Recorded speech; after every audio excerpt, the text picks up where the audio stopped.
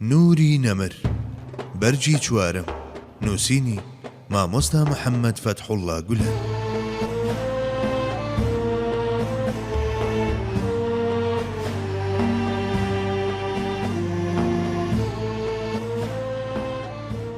ململانەی نێوان بێنیازی و بەخشندەیی. پێغەمبەر صلی الله عليه وسلم بە تەنها خۆی دانیشت بوو. ئەوە بوو هەندێک لە گەورە مهاجیرەکان پاش مۆڵەت خواستن هاتنە خزمەتی. هیچ ئەنساریەکیان لەگەڵدا نەبوو. ئەمەش بۆ خۆی جێی سەرنج بوو. داخۆ بۆچی کۆچبەرەکان بە تەنیا هاتبوون و بانجی پشتیوانەکانیان نەکرد بوو. پاش مۆڵەت وەرگرتن مەبەستی هاتنەکەیان بۆ ئاشکرا کرد و ئەرزیان کرد: ئەی پێغەمبەری خوا، ئێمە لەبەرخوا هیجرەتمان کرد و هاتین بۆ ئێرە. هەموو ئاوات و مەبەستێکمان ئەوە بوو لە پێناوخوا لە خزمەت تۆ دابین. کەچی برا ئەنساریەکانمان بە جۆرێک بایەخمان پێدەدەن دەترسین هەر لە دنیادا پاداشتی ڕۆژی دوایی تەواو بکەین. با برایانمان ڕێمان بدەن ئیدی ئێمە خۆمان بژێوی خۆمان دابین بکەین. ئەو بە شەش کە بۆ ئێمەیان تەرخان کردووە بۆیان بگەڕێنینەوە، چونکە لە ژێر منەتدا دەمێنینەوە و هەست بە شەرمەزاری دەکەین. بە دەمەم قسانەوە هەمویان چاوانیان فرمێسکی لێدەباری. پێغەمبەریش صلی الله عليه وسلم نەی دەتوانی بەر بە فرمێسکەکانی بگرێت. ڕەنگە ئەم دیمەنە ئاسمان نشینانیشی نۆقمی گریان کردبێ. ئەمە لە ڕوێکەوە ململانێ و بربەرەکانی نێوان بێنیازی و خەم خواردنی یەکتر بوو.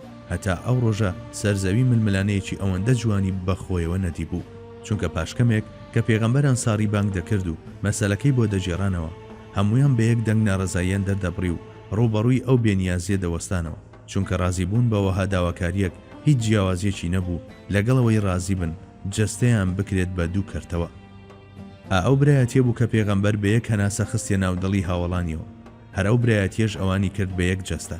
پشتیوانەکان حەزیان دەکرد کۆچبەرەکان لە لای ئەوان بمێننەوە، چونکە لە تەو ئازاری جودایی بەرگەیان نەدەگرت و سوێیان دەبەوە.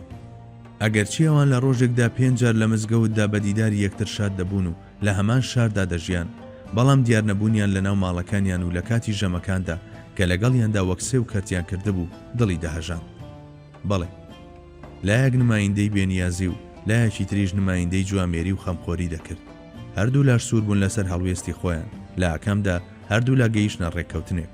بە گوێرەی ئەوە کۆچبەرەکان بەکرێ لە باغ و مەزاری پشتیوانەکاندا ئیش بکەن، بەوەش دەتوانن خۆیان بەخێو بکەن و لە ناو خانە و لانەی سەربەخۆی خۆیاندا دابنیشن و لە ژێر منەتی کەسدا نەمێننەوە.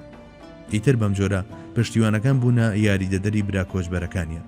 بەمەش پێغەمبەر تا ڕادەیەکی زۆر کێشەی کۆچی لە ڕێی هەستی برایەتیەوە چارەسەر کرد. کێشەیەکی تریشی چارەسەر کرد کە ئەویش بریتی بوو لە بازرگانی.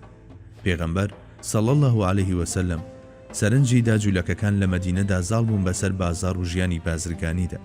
بۆیە فەرمانیدا بە دروستکردنی بازارێک بۆ مسلمانان لە شوێنێکی تردا، تاوەکو مسلمانان مامەڵە و سەودای بازرگانی لە نێوان خۆیاندا و لە بازاری تایبەت بە خۆیاندا بکەن.